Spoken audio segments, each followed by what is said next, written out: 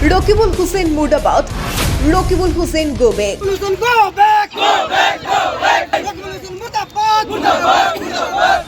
সদ্য দলত্যাগী কংগ্ৰেছ নেতা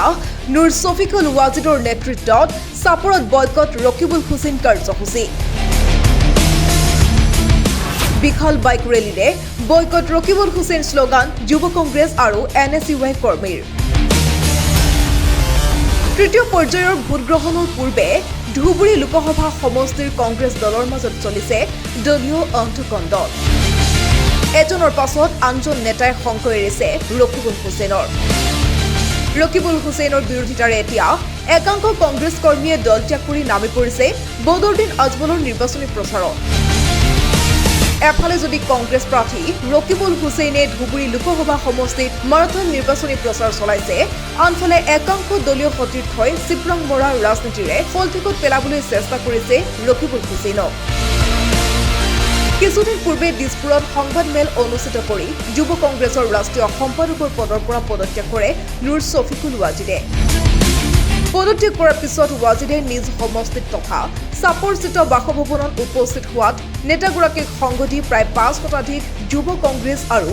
NSUI কৰ্মীয়ে দল ত্যাগ কৰি বয়কট ৰকিবুল হুছেইন কাৰ্যসূচী ৰূপায়ণ কৰে ৰকিবুল হুছেইন মুৰ্দাবাদ ৰকিবুল হুছেইন গো বেক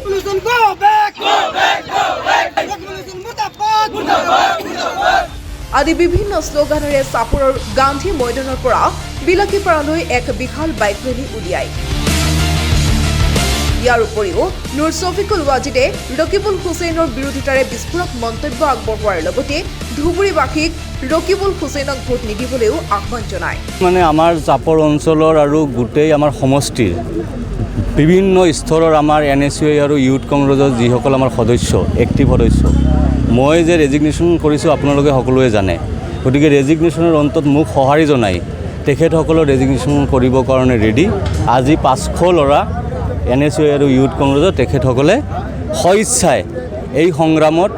ৰকিবুল হুছেইনৰ এগেইনষ্টত তেখেতক আমাৰ ধুবুৰী ৰাজনৈতিক স্বতন্ত্ৰতাৰ যি আমাৰ যুদ্ধ এই যুদ্ধত ৰকিবুল হুছেইনৰ যে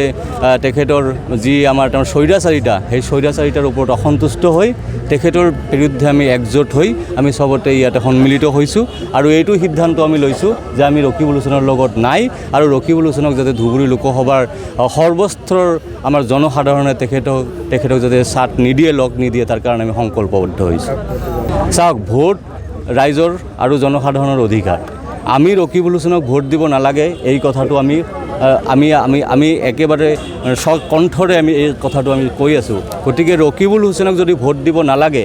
কাৰণটো হ'ল যে ৰকিবুল হুছেইনে আমাৰ ইনচাৰ্জ মন্ত্ৰী আছিলে ইনচাৰ্জ মন্ত্ৰী থকাৰ সময়ত আৰু বিগত দিনছোৱাত তেখেতে অসমৰ মন্ত্ৰীসভাৰ শক্তিশালী কেবিনেট মন্ত্ৰী আছিলে তেখেতে আমাৰ ধুবুৰী অঞ্চলৰ বিভিন্ন জাতি জনগোষ্ঠী আৰু সংখ্যালঘু জনসাধাৰণৰ কাৰণে কেতিয়াও মাত মাতা নাই সেই গতিকে যি দলে